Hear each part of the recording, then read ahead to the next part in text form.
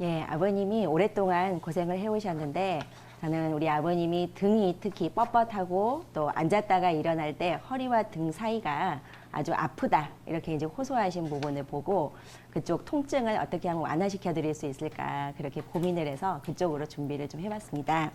그래서 이거는 근막 통증 증후군이라고 하는데요. 근막 통증 증후군이라는 거는 우리 근골격계, 허리, 무릎, 어깨 등 우리 몸에서의 근골격계 통증을 일으키는 가장 흔한 질환 중에 하나입니다. 그래서 대부분의 사람들이 일생을 살아오면서 통증을 겪지 않은 사람들이 없죠. 그래서 정상적인 성인 중에서도 한 40%에서 50% 정도는 잠재적으로 근막통증 증후군을 겪게 될 확률이 높다고 합니다. 근데 이것은 근육 내에 통증을 유발하는 점 트리거 포인트가 있어가지고 이것에 의해서 국소적으로 통증이 일어나거나 그 부위와 연관되어 있는 부분들이 연관통이 나타난다는 특징이 있습니다.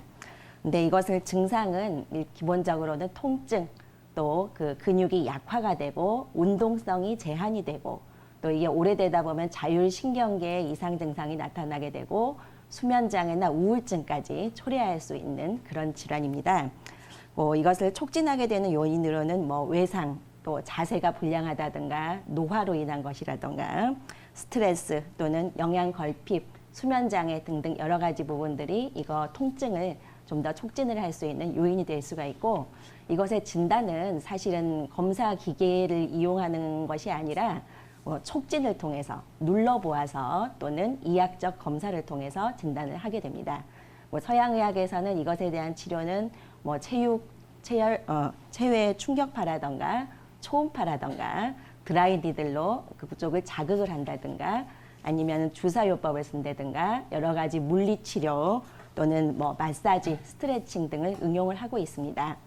근데 우리 한의학 쪽에서 어떻게 요통을 치료하는지 한번 알아보도록 하겠습니다. 그래서 한의학에서는 요통은 10종 요통으로 나누고 있습니다. 그 원인이라던가 변증에 따라서 10가지의 요통으로 일단 나누고 있는데 일단 첫 번째로는 요통에서 가장 또 근본적이기도 하고 중요한 요인 중 하나가 신호요통이세요. 신호요통이라고 하면은 우리 몸에서 신장 쪽 기운이 약해지고 또 신장 또 아랫배 하단전에 충분히 모여 있어야 할 기운이라던가 정혈이 부족해지면서 나타나는 그러한 요통입니다. 그래서 아까 윤홍일 원장님께서도 말씀하셨겠지만은 그 신장이라는 거는 허리와 연관이 된 부위이기 때문에 이쪽 요통이 아주 특히 어르신들한테는 아주 많다고 볼 수 있고요.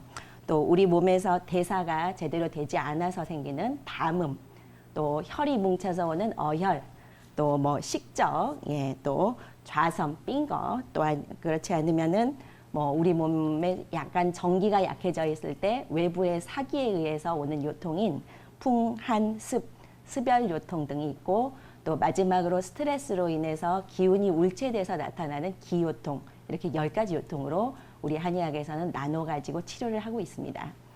그래서 한의학적인 치료 중에서는 일단은 침 치료가 있겠죠. 한의원에 가시면은 기본적으로 허리 아프면 침 치료를 일단 우선적으로 생각을 하시게 될 텐데 침은 우리 몸에서도 특히 허리 부위에 있는 혈자리라든가 손발에 있는 혈자리들을 주로 응용을 해서 치료를 하고 있어요.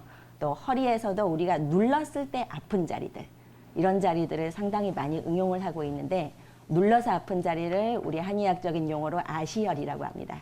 눌러서 하고 아프다 이렇게 해서 아시혈이라고 그러는데 좀 흥미로운 부분은 아까 말씀드렸던 그 근막 통증 증후군에서 서양의학에서 그 트리거 포인트 통증 유발점과 우리 아시혈과 거의 70%에서 80%는 일치를 하고 있다는 사실입니다. 그래서 그러한 연구 결과들도 나왔을 정도로 상당히 동서양 쪽에서 아시혈 눌렀을 때 아픈 자리 이쪽을 치료의 부위로 많이 응용을 하고 있고요. 근데 침이라는 거는 서양의학과는 상당히 좀 다르죠. 어떻게 보면은 근육만 자극을 하는 게 아니고 우리 몸에서 기운을 조절을 해주고 또한 우리 몸에서도 정신을 바로잡아 줄 수 있는 그런 효과가 있다. 그래서 예전에 침 그쪽 서적들을 살펴보면은 침의 효과는 조기치신이다. 기운을 조절하고 정신을 다스려준다. 이러한 부분들이 또 나와 있습니다.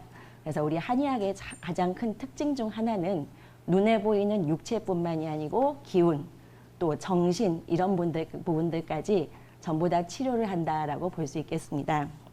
또한 우리가 요통에서는 약침, 복약침 많이 쓰고 있죠.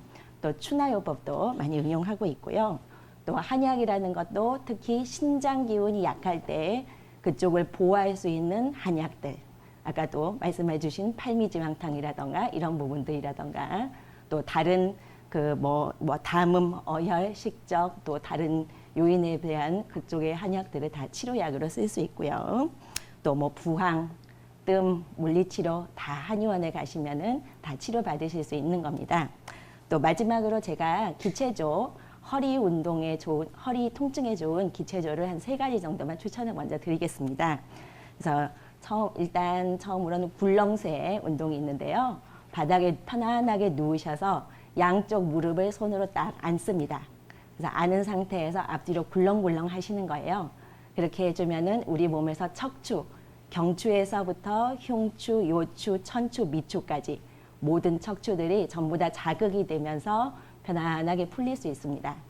또 2번째로 추천드리고 싶은 것은 누워서 허리를 들썩들썩 하시는 거예요. 바로 누운 상태에서 무릎을 세우신 다음에 거기서 허리를, 엉덩이를 올렸다가 내리면서 바닥을 통통통 찍어주시는 건데 요거 역시 척추 전체를 모두 진동을 주면서 척추의 삐뚤어진 부분들을 바로잡아주고 척추 주위에 있는 근육과 인대를 편안하게 풀어주는 효과가 있습니다. 근데 이제 이렇게 해주시면은 사실은 우리 시청자 아버님에게 손발 그쪽 시리고 찬 부분에도 사실은 좋으세요. 왜냐하면 척추에서부터 손끝, 발끝까지 신경들이 전부 다 연결이 되어 있기 때문에 척추만 제대로 풀어주셔도 손발 순환까지 다 좋아집니다. 또 마지막으로 추천드리고 싶은 거는 모관 운동인데요.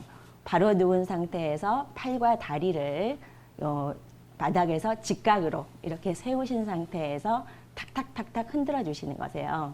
그래서 전신 순환 장애라던가 특히 말초 순환 장애, 손발이 시리고 저리고 찬 증상에 아주 효과가 좋으니까 특히 주무시기 전에 한 5분에서 10분 정도는 꼭 해보시기를 권해드리겠습니다.